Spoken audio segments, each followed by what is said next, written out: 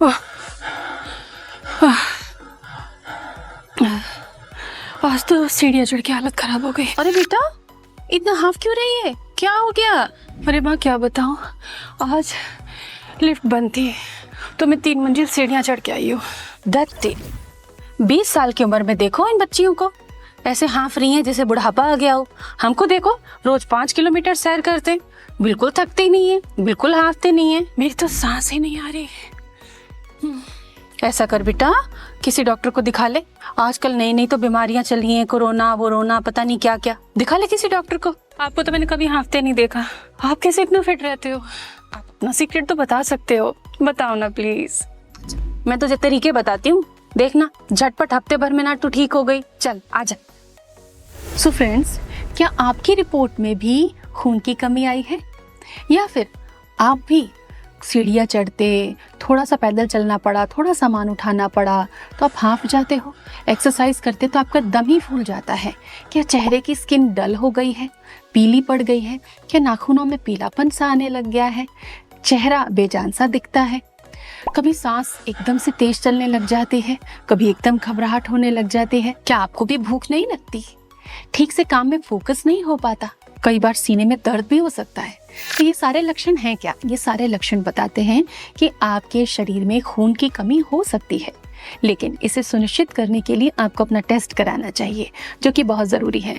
आज के समय में अगर हम भारत में देखें तो भारत में आधी से ज़्यादा आबादी को खून की कमी है।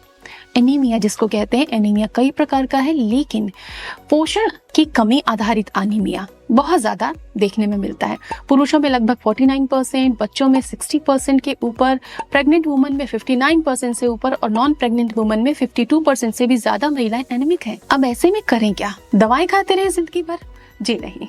प्रेरणास डाइट क्लिनिक में हम आपको हेल्दी तरीके से रहना, खाना, जीवन को सुंदर बनाना सिखाते हैं, क्योंकि आने वाला समय ऐसा होने वाला है जहां प्रेस्क्रिप्शन में दवा की जगह डाइट लिखा जाएगा, और ये भविष्यवाणी हमारे बड़े बड़े साइंटिस्ट करके जा चुके हैं। सबसे पहले इसका कारण समझ लीजिए, क्योंकि आप सभी काफी पढ़े लिखे हैं, आप इसके प्रति चिंतित हैं और आपको जानना जरूरी है कि आपके शरीर में जो खून की कमी है वो किस वजह से है। तो लोगों में एनीमिया का सबसे पहला अगर हम कारण देखें तो iron, folic acid, vitamin B12, copper और आहार में प्रोटीन की कमी, ये एक बड़ा कारण है। हम डिटेल में डिस्कस करेंगे इन सारी चीजों को। दूसरा बड़ा कारण है एबनॉर्मल एब्जॉर्प्शन कैपेसिटी, या आपकी आंतों में आपके भोजन में से पोषक तत्व ठीक से एब्जॉर्ब नहीं हो रहे।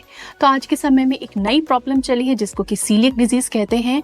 इसमें पेशेंट जो होते हैं उनकी आंतों की जो मेम्ब्रेन होती है ठीक तरीके से पोषक तत्वों को एब्जॉर्ब नहीं कर पाती, तो इस वजह से भी एनीमिया ऐसे पेशेंट्स में रहता है। या फिर महिलाओं और बच्चियों को अगर देखा जाए तो हर मासिक चक्र में ब्लड लॉस होता है और उसकी पूर्ति अगर नहीं हो पाती है तो उन्हें एनीमिया बनी रह जाती है। तो ये कुछ प्रमुख कारण है। अब आप समझ सकते हैं कि इनमें से आपके साथ कौन सा कारण है, लेकिन इसको सॉल्व करने का तरीका भी हम आपको सिखाएंगे। फ्रेंड्स, आयरन 2 तरीके का होता है, haem iron and non haem iron. Animal source से हीम आयरन मिलता है जो कि 15% तक हमारी बॉडी में एब्जॉर्ब होता है। ये मैक्सिमम कैपेसिटी है आयरन एब्जॉर्ब होने की।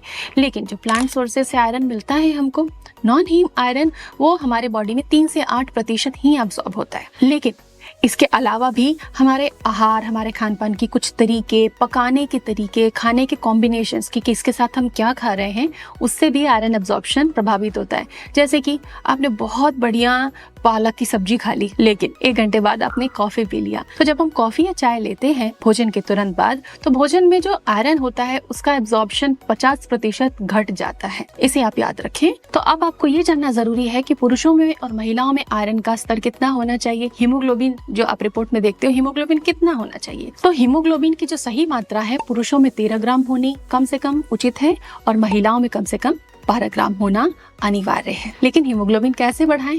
तो हम कुछ खाने के तरीके की बात करेंगे जो बड़े सीक्रेट है।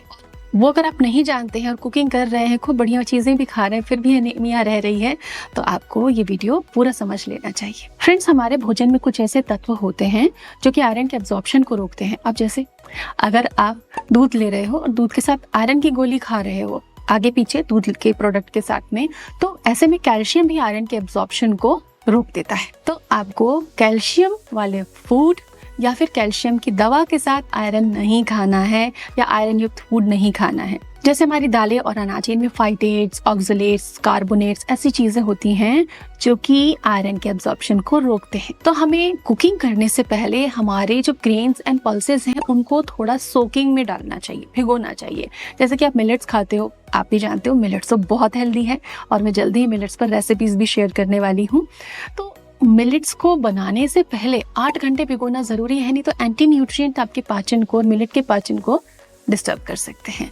तो जब भी आप दाल बनाएं या अनाज बनाएं, आप उसे सोक जरूर करें। अब हम कुछ सॉल्यूशंस की तरफ बढ़ते हैं जो कि आपको डे टू डे लाइफ में बहुत ज़्यादा हेल्प करेंगे। लेकिन हाँ, चैनल सब्सक्राइब कर दीजिएगा क्योंकि हम जल्दी ही आपके साथ इंटरेस्टिंग रेसिपीज शेयर करने वाले हैं। 1 मिनट से कम वाली रेसिपीज भी शेयर करेंगे कि हर कोई फॉलो कर सकता है और आपकी पूरी फैमिली के लिए बहुत यूजफुल होगा। तो सबसे पहले ध्यान रखें कि आप खाना कैसे खा रहे हो। कई जगह ऐसा होता है, कई बार हम देखते हैं अरे पराठा है, अचार है, ठीक है पराठा अचार खा लेते हैं। और कई बार हम ऐसे ही करते चले जाते हैं, भाग दौड़ की ज़िंदगी है ही आजकल की। तो चटनी, अचार, नमकीन और चाय और दूध के साथ रोटी पराठे खाना बंद कीजिए। आपकी थाली पूरी होनी चाहिए, यानी कि पल्सेस और ग्रेन्स का एक कॉम्बिनेशन हो। या तो खिचड़ी लें, अगर सब्जियां डाल देते हैं तो न्यूट्रिशन और बढ़ गया।